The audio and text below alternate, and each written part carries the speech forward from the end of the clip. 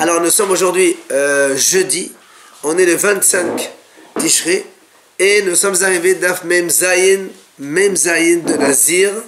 On a fait hier la Mishnah, on est à la 7e ligne, donc on va faire la Gemara. Donc rappelons ce qu'on a vu hier dans la Mishnah, c'est que si un Nazir, il a apporté ses korbanot et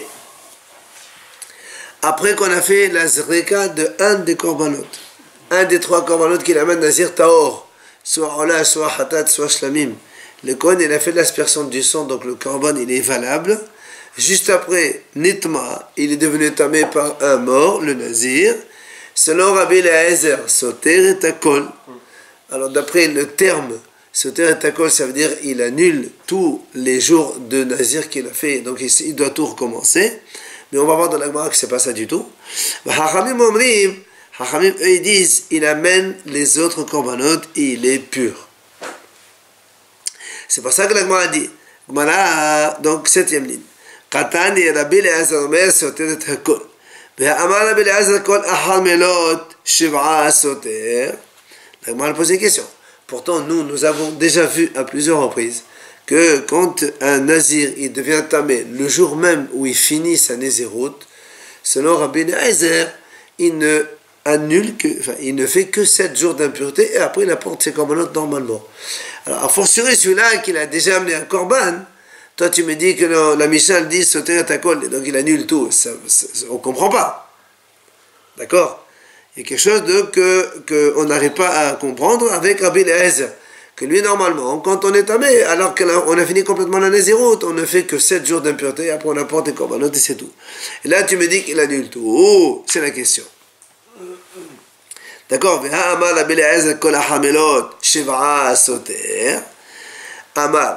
C'est pour ça que Rav répond,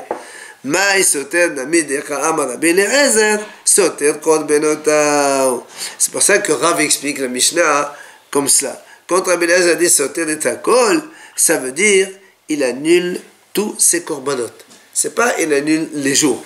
On reste toujours avec les 7 jours comme d'habitude, mais selon Rabbi Eliezer, quand il dit sauter de Takol, même le premier korban qu'il a amené, il n'est plus valable. Il faut donc qu'il recommence les 3 korbanot. Et d'ailleurs, la Gemara elle prouve cette réponse de Rav. C'est bien logique de dire que de cela il s'agit. Pourquoi? Parce que des Khatani, pardon,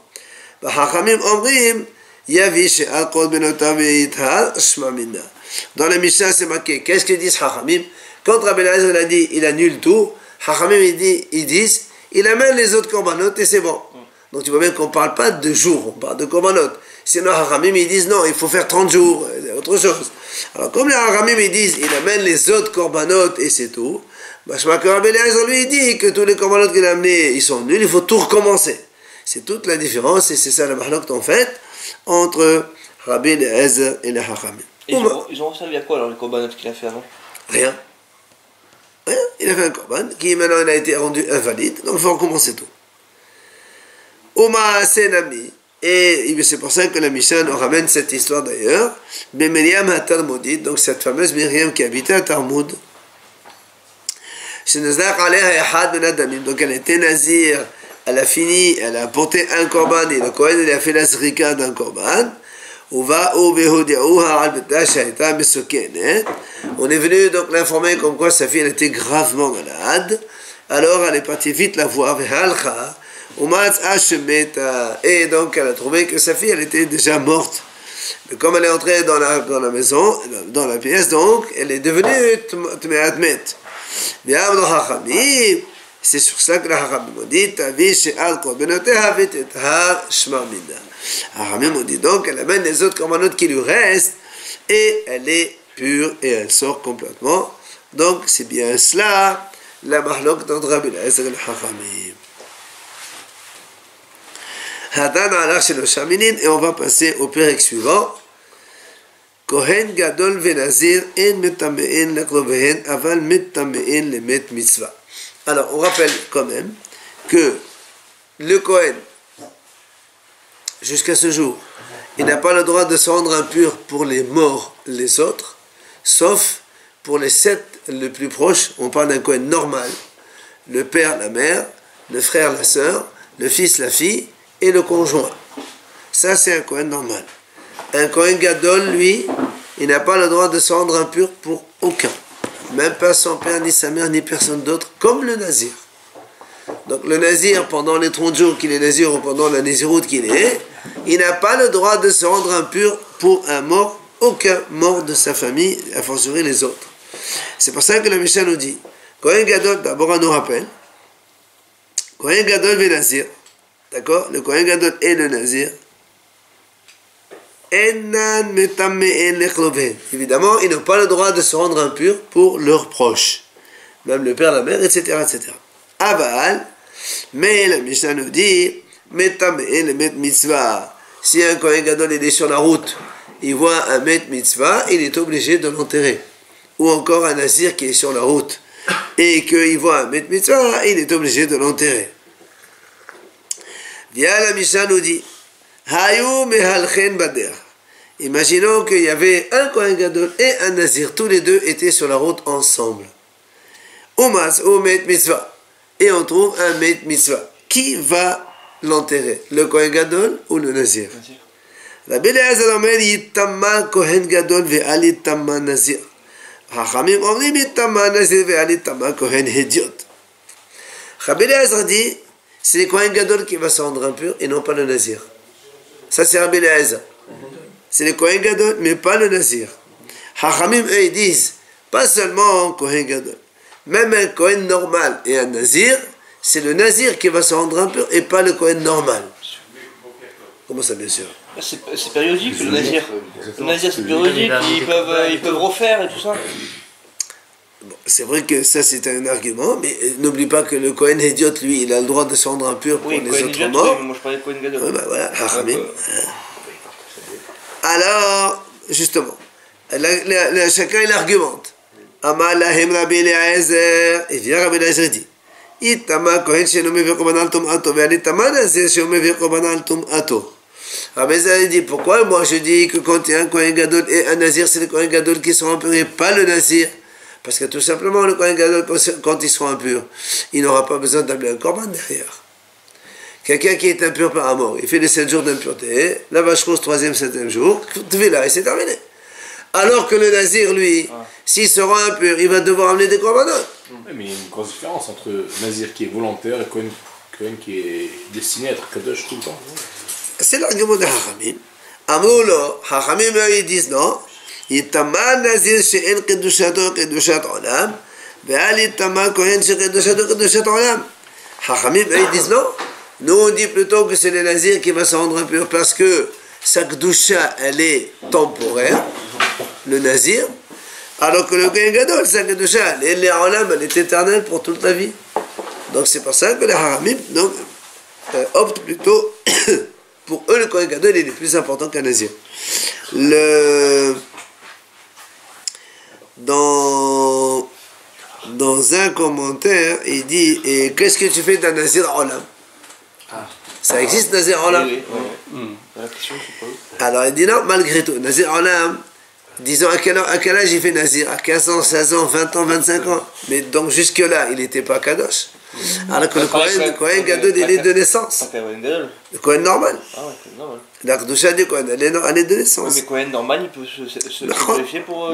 Mais il est quand même Kadosh et Olam. Et là, le Kohen Gadol, il est désigné par qui? Hachamim de l'époque. Il prend le Kohen le plus Kadosh, le plus valable, il le nomme. Bien, voilà donc la Mishnah.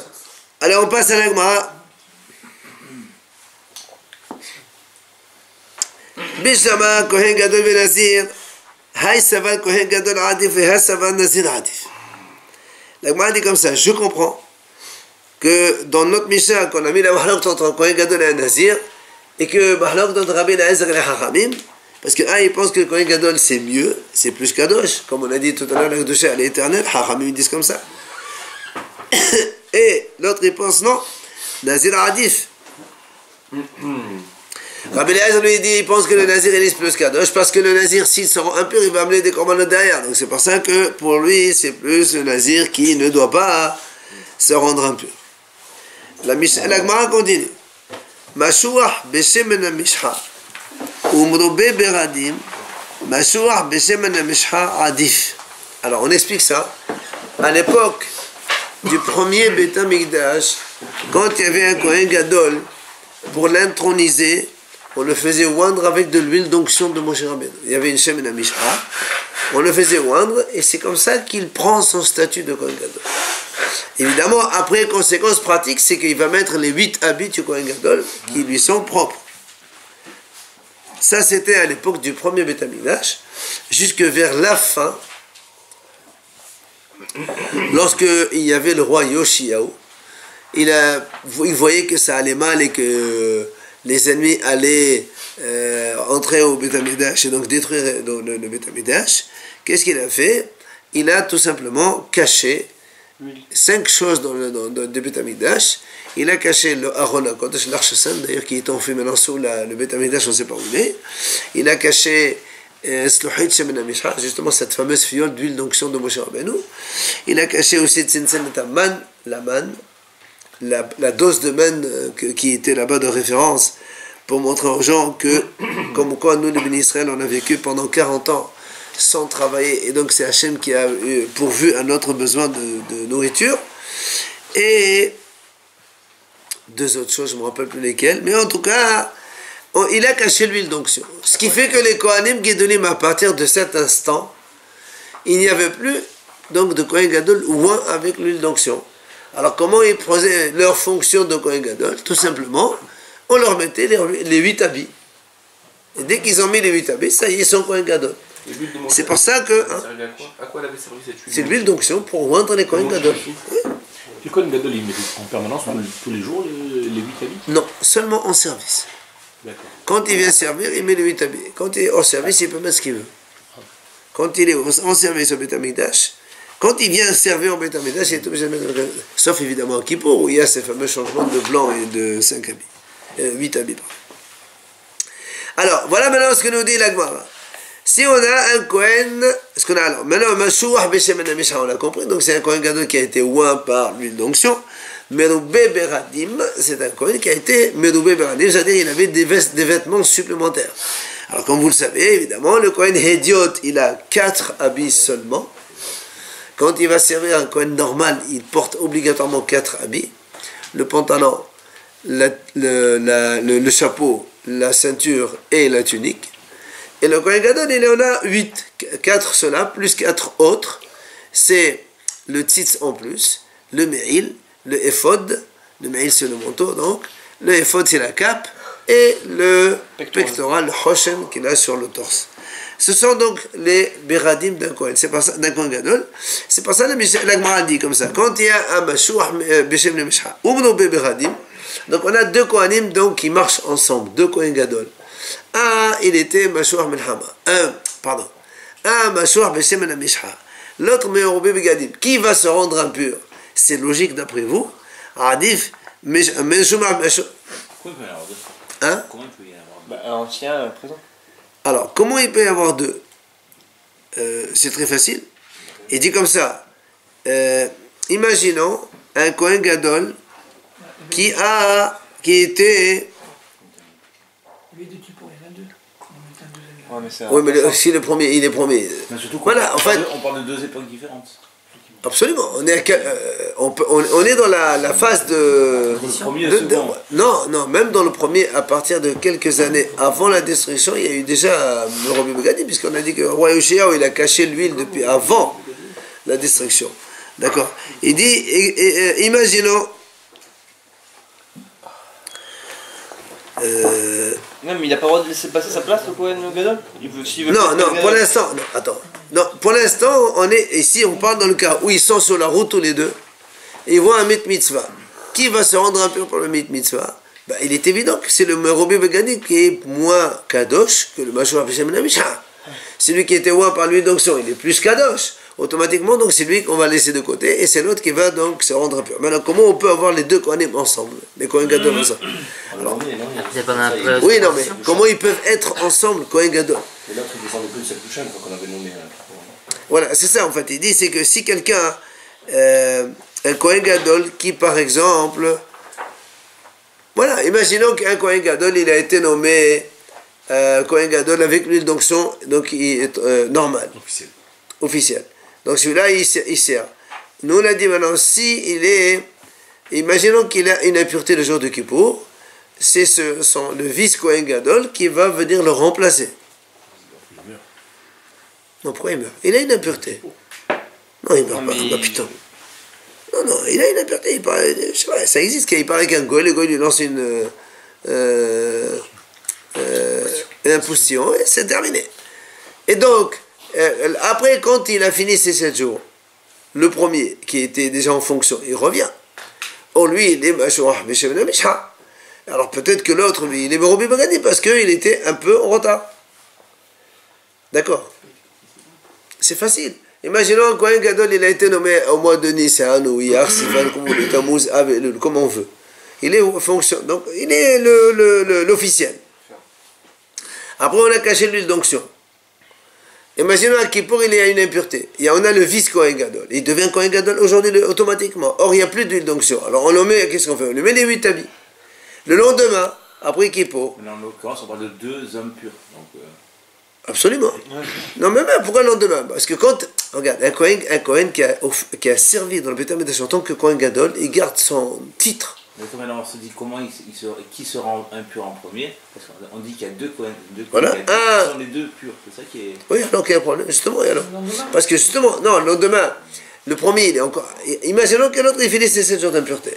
Il redevient. L'autre, il reprend sa fonction officielle de Kohen Gadol. Le premier. Le second, il garde son titre honorifique de Kohen Gadol. On l'a vu déjà avant, dans Yoma. On a vu dans Yoma, voilà, il ne peut pas descendre à Kohen Idiot, il ne peut pas donner à Kohen Gadol, mais il garde son titre honorifique. Voilà, on a donc 2 Kohen, mais ils marchent tous les 2. Comme le grand rabbin de France. C'est un petit truc, le grand rabbin de France. Alors, et maintenant, la Gemara nous donne la raison pourquoi justement que le Mashouah, celui qui est loin par lui, donc il est plus important. Et donc c'est à l'autre de se rendre impur.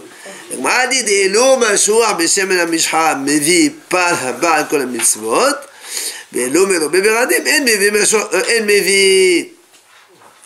Tout simplement parce que si un Kohen Gadol, il fait un péché, il fait une faute involontaire, alors que nous les bénis Israël, si quelqu'un fait une faute involontaire, il apporte un korban hatat qui est en fait soit une chèvre, soit une brebis. Le Kohen Gadol, la Torah a dit, il doit apporter un bœuf en tant que hatat expiatoire. Et ça, la Torah le dit seulement celui qui est mashouah. C'est marqué dans la Torah, ima kohen mashiach yeheta. Seulement s'il est mashouah, s'il est ouin, il apporte ce bœuf. S'il n'est pas ouin, il n'apporte pas un bœuf. Donc tu vois bien que le mashouah meshem la mishha, il est plus important que le Merobi Begadim, c'est pour ça donc c'est l'autre qui va se rendre un peu. Maintenant, Mashouach She'avar Merobi Beradim.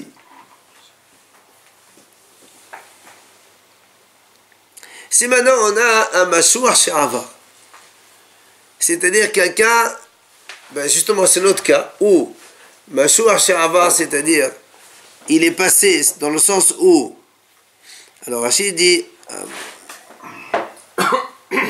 c'est ça.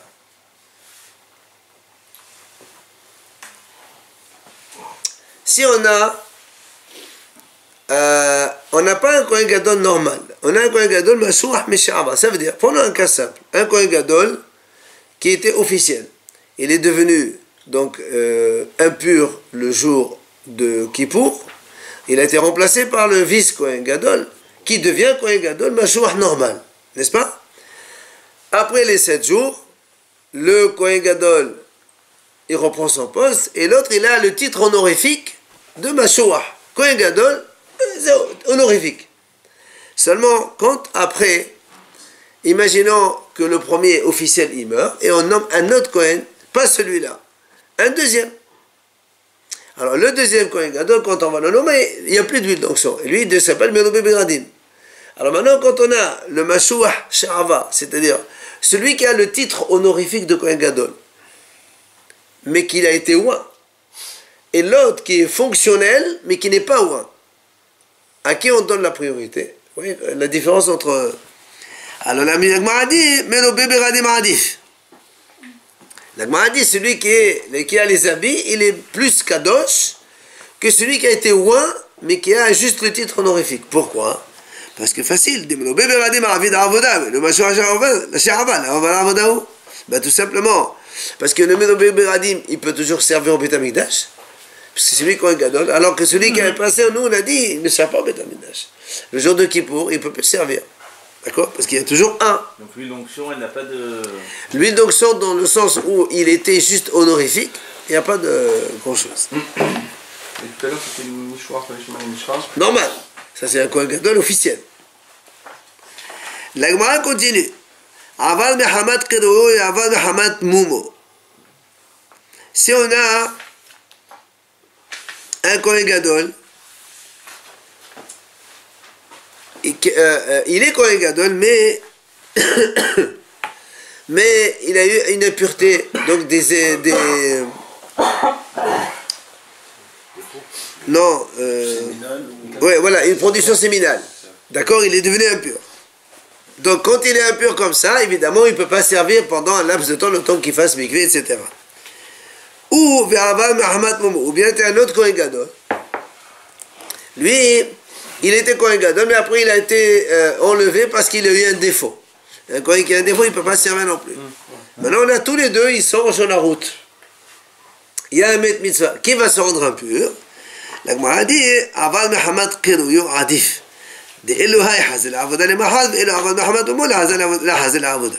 Évidemment, celui qui est impur par la production, il est plus kadosh, parce que lui, il va retrouver rapidement le service, alors que celui qui a un défaut, il faut qu'il attende que le défaut il parte. Un défaut, il faut que ce soit vraiment un s'il part. Voilà.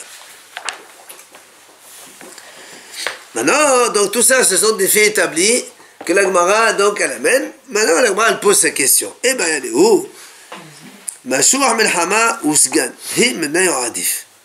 Alors là aussi il faut savoir qu'à l'époque donc du Beth Amikdash il y avait le Kohen Gadol officiel, il y avait ce qu'on appelle le Sgan Kohen Gadol, donc comme le vice, le Kohen Gadol adjoint, on va appeler ça, celui qui va remplacer le Kohen au cas où il y a un problème.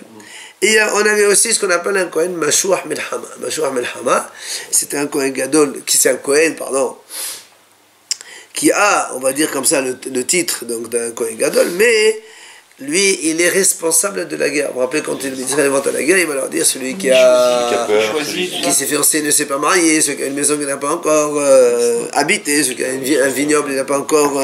d'accord? Ce qu'on appelle Mashuach Melchama. Alors maintenant, le Gemara dit comme ça. Si on a un Kohen Mashuach Melchama et un Sgan, qui est meilleur? C'est-à-dire dans le sens, s'il y a un Met Mitzvah, à qui on va dire donc de se rendre impur? À l'un ou à l'autre? Alors, la Gemara donne ici les deux thèses. Est-ce que Mashuach Melchama adif de Hazel Melchama ou dit Mesgan adif de Hazel Abuda? Est-ce que c'est mieux le Mashuach Melchama, il est plus kadosh parce que lui, il est quand même important pour la guerre, parce que les ministres ont besoin de lui pour la guerre? Ou bien, on va donner l'importance à l'autre, que lui, un Sgan, il pourra venir à servir au Beth Amikdash au cas où le Kohen Gadol il a un défaut, ce qui n'est pas le cas de Mashuach Melchama, loin pour la guerre, lui il ne pourra jamais servir au Beth Amikdash, c'est pas son truc. D'accord? C'est pour ça qu'on pose la question. Et le Sgan, il peut être Mashuach Melchama aussi? Non. Parce que le Sgan, quand on est Sgan Kohen Gadol, c'est plus la voix du Kohen Gadol que le Mashuach Melchama. Peut-être en temps de guerre, il y a une... Peut-être il peut. Non, même s'il est pas... Le Mashuach Melchama, c'est un Kohen qui est réservé à cet effet. Qu'il y ait la guerre ou qu'il n'y ait pas la guerre, c'est comme ça. Mais il n'y a pas tout le temps la guerre, alors que les corbanotes, ils sont là tout le temps. Oui, mais le Sgan, il n'est pas tout le temps. Si le Kohen officiel, il n'arrive jamais un problème. Le Sgan, il reste Sgan. Un vice-ministre. Tant que le ministre n'est pas mort, il reste toujours là. Toujours vice. Alors, donc ça, c'est une question. Tashema, voilà, on va la réponse. La Gemara va donner la réponse. Détania. En ben Mashuach Melchama las Sgan. Ella. שאם היו מהלכים בדרך ומעשהו מת מצווה, יטמא משוח מלחמה ואל יטמא הסגן. Tout simplement, on a une braïta toute claire, elle le dit clairement, explicitement, si un Mashuach Melchama ou un de la guerre et un Segan, tous les deux, et un vice Kohen Gadol, tous les deux sont sur la route, ils ont trouvé un Met Mitzvah, c'est le Mashuach Melchama qui va se rendre impur et non pas l'autre.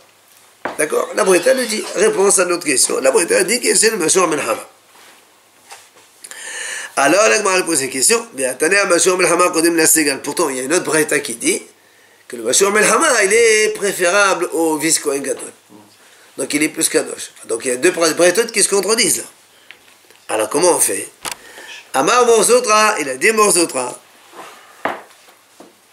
לעניינها חיותו משוח מלחמה עדיף. בהתאמה דתלו ברבים. ולעניין תומא סגן עדיף. Morzotra il répond. Il dit en fait les deux braïtot elles sont valables. C'est comment donc d'un côté tu me dis que le Mashouar Melchama il est plus important, d'un autre côté on dit le Sgan il est plus important. Il dit oui c'est vrai.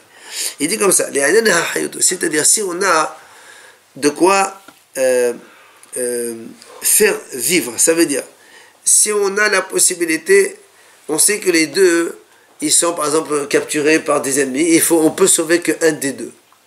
Alors là on sauve le Mashouar Melchama. Pourquoi? Il dit parce que évidemment tous les bénis Israël ils ont les... C'est comme le chef d'armée, quoi. C'est un petit peu là, le rôle d'un chef d'armée. C'est lui qui est... Voilà. Donc tous les bénis Israël, ils dépendent de lui. C'est pour ça qu'il est plus important. Pour le hayoto, pour le faire vivre. Si on veut donc le libérer de la mort, on commence par lui, donc c'est prioritaire. Par contre, donc ça c'est la braïta qui a dit que le Mashouar Melchama il est prioritaire. L'autre braïta qui a dit que le Sgan il est prioritaire, c'est-à-dire quand ils passent dans la route tous les deux et qu'ils tombent à mettre mitzvah, alors c'est le Mashouar Melchama qui va se rendre impur et non pas le Sgan. Voilà, c'est dans ce sens que... Très bien. Nous on a répondu à la question. On nous amène une braïta qui nous dit non, le Mashouar Melchama est le plus important. Alors on te répond, il est plus important dans un domaine. Les Ahayot. D'ailleurs, la braïta elle ramène ici que la Béhanana ben Antigno Somer. La Matigno Segan et Kohen Gadol. Pourquoi on a Hachamim ont instauré de mettre un vice, donc un adjoint au Kohen Gadol, on va appeler ça, c'est mieux. Il dit que si le Kohen Gadol il a un défaut, alors c'est le Kohen adjoint qui va venir prendre la place. Et ça, évidemment, c'est essentiellement le jour de Kippour. Alors, tout cela, c'est très mignon. C'est pour ça que la Gemara dit n'oublions pas qu'on est parti de la Mishnah où elle nous dit que si un Kohen Gadol, ici un Nazir qui marche sur la route et qui trouve un mitzvah, on a une mahlok de Rabbi Elazar Haramim qui va se rendre impur pour enterrer le mort mitzvah. Donc la Gemara dit tout ça, il y a une mahlok de Kohen Gadol et Nazir. Quand ils sont tous les deux sur la route et on se demande qui va se rendre impur pour le mitzvah. Aval, mais d'après ce qu'on comprend, mais si chacun il est seul sur la route, on comprend qu'il est évident que aussi bien le Kohen Gadol qu'il est seul ou que ce soit un Nazir seul, s'il trouve un mitzvah, ils doivent se rendre impurs pour cela. Alors la Gemara dit, d'où tu apprends cela? Où tu as vu qu'un Kohen Gadol qui normalement ne sera même pas impur pour son père, il doit enterrer un mitzvah, et où tu vois qu'un Nazir aussi qui normalement ne sera impur pour personne, où tu as vu dans la Torah comme quoi ils ont le droit d'aller se rendre impurs pour un mitzvah. Le droit ou le devoir? Devoir. Mitzvah c'est un devoir. Détail le Rabbanan, Nagman ramène la réponse. C'est marqué dans la Torah à propos du Kohen Gadol. La Torah dit Ve'al kol nafshot met lo yavo. Le Kohen Gadol, la Torah, là-bas dans Parashat est mort, c'est marqué. Le Kohen Gadol, donc d'abord marqué le Kohanim, donc le Kohen normal, les Aviv, les Mo, les Ahiv, les Hoto, tout ça. Après le Kohen Gadol, la Torah dit attention, Ve'al kol nafshot met lo yavo. Lui, le Kohen Gadol, il n'a pas le droit de se rendre impur pour personne. Non, nafshot met tout le monde. Et la Torah continue, elle m'a dit les Aviv, les Mo, lo itama. C'est même son père, sa mère, il n'a pas le droit de se rendre impur. Le Kohen Gadol. Tout ça, c'est le Kohen Gadol. Pourquoi ils ont précisé juste le père et la mère? Alors, 2 secondes. Alors, la Gemara dit, Bama Akatou Medaber.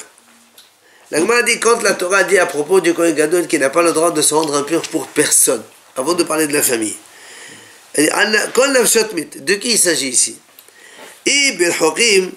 Si tu me dis qu'on parle des étrangers, la Gemara dit, ça c'est évident, c'est pas possible ça. Parce que si déjà au moins Kohen idiot, si on met à mettre Kadovim, on met à mettre Hokim. Kohen Gadol, si on met à mettre Kadovim, mais Edon Din, si on met à mettre Hokim. Si tu me dis qu'on parle ici des gens loin, donc des étrangers, c'est pas possible. Pourquoi? Parce que nous on sait qu'un Kohen normal, déjà idiot, il n'a pas le droit de se rendre impur pour les étrangers. Et il a le droit de se rendre impur pour sa famille, pour les 7 proches. Le Kohen Gadol, pour les proches, il n'a pas le droit. A fortiori que pour les étrangers, il n'a pas le droit. Donc, à Konafshot Met, c'est sûr que non. Hein? Parce qu'il ne doit pas le préciser, si on comprend. C'est sûr que si le Kohen est idiot normal, ils ne seront pas purs pour les étrangers, à fortiori que le Kohen Gadol non plus, ils ne seront pas. Donc, ça, c'est sûr qu'on ne parle pas de ça. De qui elle parle, la Torah Konafshot Met? C'est ça la question. Si vous la mettez sur la route, c'est seulement. Non, sur la route, oui, on ne parle pas sur la route, on est dans la ville. Un nafshot met, ça veut dire non, ça veut dire tout le monde. Tout le monde. Pour personne, il s'impurifie. Pour ceux qui? Les étrangers ou ses proches? Mais tout le monde. Donc les étrangers aussi. Oui. Mais tu n'as pas besoin de me le dire, ça. Si c'est les étrangers, tu n'as pas besoin de me le dire. Si un Kohen normal, ils ne sont pas impurs pour les étrangers, à force un Kohen Gadol. D'accord, c'est sûr que c'est pas de cela qu'on parle. Alors, de qui on parle? Et là,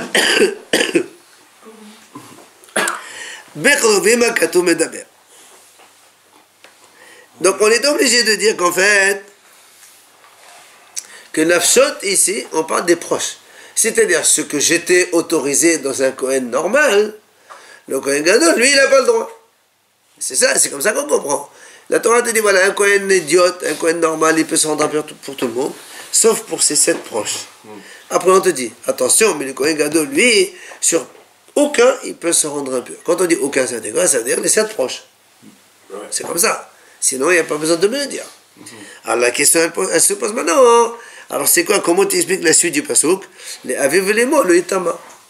La Torah a dit, ils ne seront pas impurs pour aucun mort, aucun proche, entre parenthèses, voilà, virgule, à son père et à sa mère, ils ne seront pas impurs.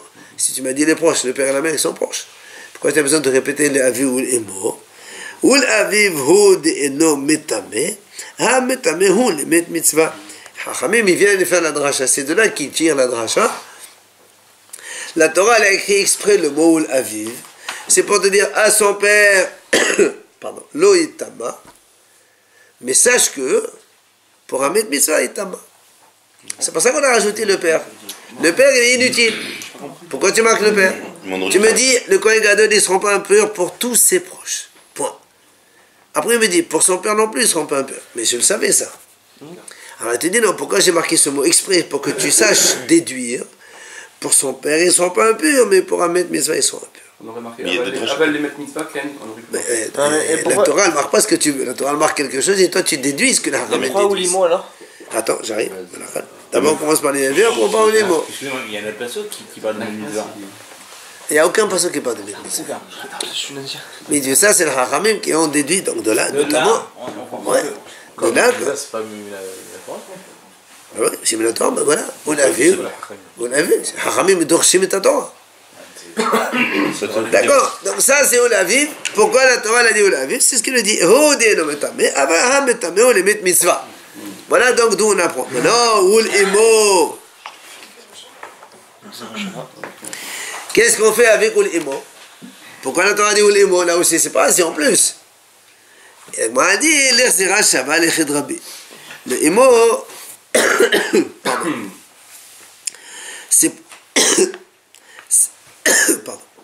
C'est pour apprendre la Xera Shabbat de Rabbi. C'est quoi cette Xera Shabbat? Là, moi, nous ramène de suite des Tania. Rabbi Omer. Rabbi dit comme ça. La Braïta dit comme ça. Rabbi dit comme ça. Gabé Nazir, Bemotam, Eno Metama, Aval Metama, Ho Lenecham, Ol Sivatam. C'est marqué, donc nous aussi jusqu'à présent qu'un nazir il n'a pas le droit de se rendre impur, d'accord? C'est marqué, ils ne seront pas impurs. Seulement, dans le nazir, la Torah elle dit Bemotam.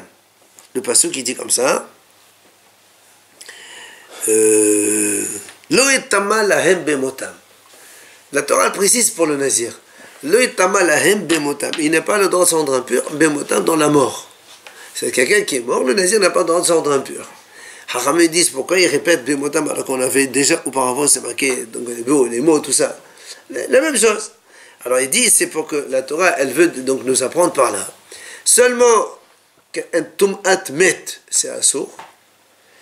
Le nazir n'a pas le droit de se rendre impur pour un mort seulement, mais il peut se rendre impur pour une autre impureté.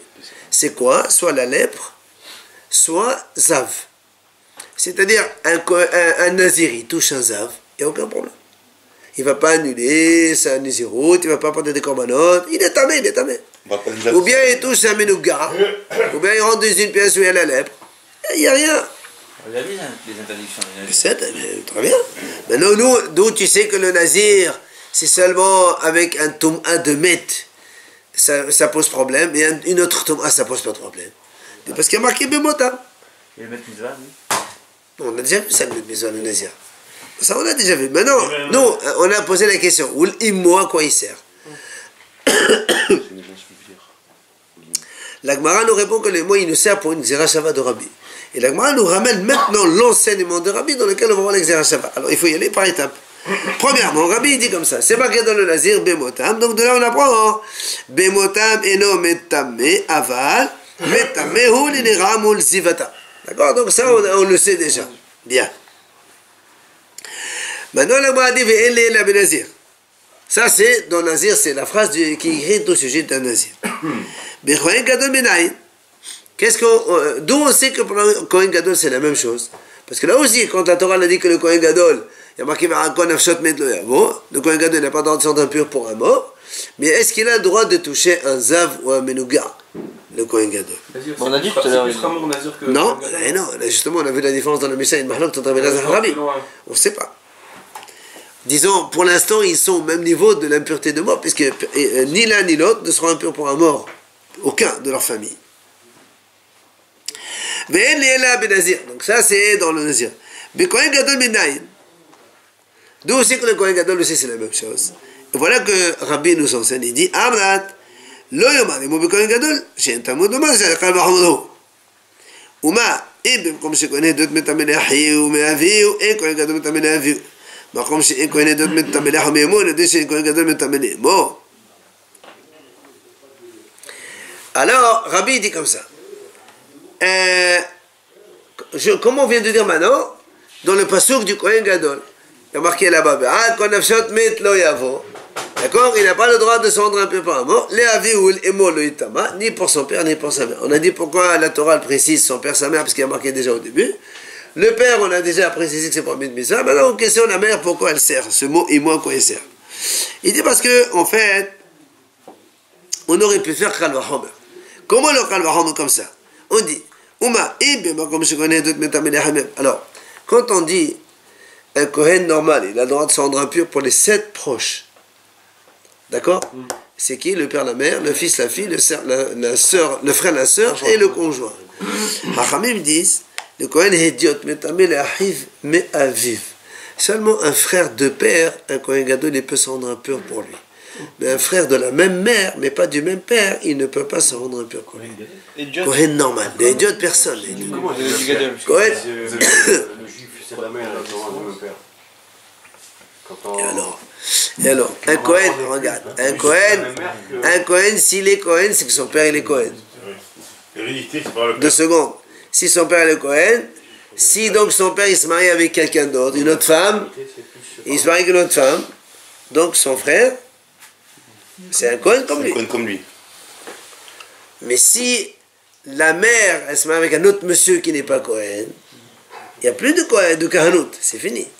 Mais qu'importe, la Torah, quand elle a dit un Kohen normal seront impurs pour son frère, c'est uniquement pour le frère paternel, pas le frère maternel seul. Si une sœur mariée avec un Israël. Non, hein?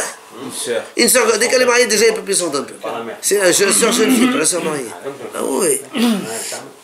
Alors, la Gemara dit comme ça, si déjà, comme je connais tout le temps, vivre. Donc, si, donc déjà, un Kohen normal, écoutez bien, un Kohen normal ne peut se rendre impur que un frère paternel. Eh bien, un Kohen Gadol métamélé à vivre. Le Kohen Gadol, lui, il ne peut pas se rendre impur pour son père. On le sait, puisqu'on a vu remarqué la vue, non. Mais comme c'est un Kohen Gadol métamélé à moi, le déchet Kohen Gadol métamélé moi. Alors maintenant, si tu prends le frère maternel, un Kohen idiot normal, il ne peut pas se rendre impur pour un frère maternel. A fortiori que le Kohen Gadol ne peut pas se rendre impur pour sa mère. Pourquoi la Torah l'écrit? C'est la question qu'on pose. Comme les avis, pourquoi on est que les avis, pourquoi on est que les moi, c'est la même chose. Peut-être. On s'en fout. Alors, la Gemara dit Im zachita mehadin, ma Talmud omar lemo b'Kohen Gadol. Donc si avec le Kal Muhammad on arrive à comprendre que le Kohen Gadol de toute façon n'a pas le droit de s'entendre un peu pour sa mère, alors pourquoi la Torah elle écrit? Alors Marek dit Mufne lehakish veladon hemenu gzera shava. C'est ça en fait l'enseignement de gzera shava de Rabbi. Ce mot, les imo, il est en plus pour faire gzera shava. C'est quoi? Ne'emar imo benazir, ve'ne'emar imo bekohen gadol. מה אמו העמוד בנזיר במותם אינו מטמא אבל מטמאו לנרם ולזיבתם אף אמו העמוד בכהן גדול במותם אינו מטמא אבל מטמא לנרם ולזיבתם. C'est ça en fait l'exercice Shabbat. De la même façon qu'on a ici marqué dans le Nazir, il y a marqué les émo. Dans le Kohen Gadol, il y a marqué les émo. De la même façon que pour le Nazir, on a appris tout à l'heure que le Nazir c'est uniquement une impureté de mort qui n'a pas le droit, mais une impureté de néga, de lèpre, ou de ziva, de zav. S'il touche, c'est pas un problème. Ça, on n'a pas la Néziroute. La même chose avec Kohen Gadol, on apprend par ce léimo, c'est ça l'exercice Shabbat, que s'il touche un lépreux ou un zav, il n'y a pas de problème. C'est seulement l'impureté de mort qui concerne donc un Kohen Gadol, comme l'impureté de mort qui concerne donc un Nazir. Rien à voir en plus. Alors il peut sur un avion ou pas? On parle de deux sujets complètement différents, de la mer, la Quand on a un mot en plus dans la Torah, Hachamim l'utilise pour faire Gzera Shava, comme on a dit, et on a répété à plusieurs reprises déjà, on a dit, quand il est moufné, c'est-à-dire le mot il est libre, on a besoin de rien, alors on peut l'utiliser pour faire Gzera Shava, on trouve un autre mot identique, et on colle les deux. Mais avant l'enseignement, il y a deux mots en plus, il n'y en a pas qu'un là. Si on prend pas sous simple. Les aviv, on l'a déjà expliqué. Oui, d'accord. Mais il nous reste des mots. On va les expliquer maintenant. Ouais, il y en a trois alors.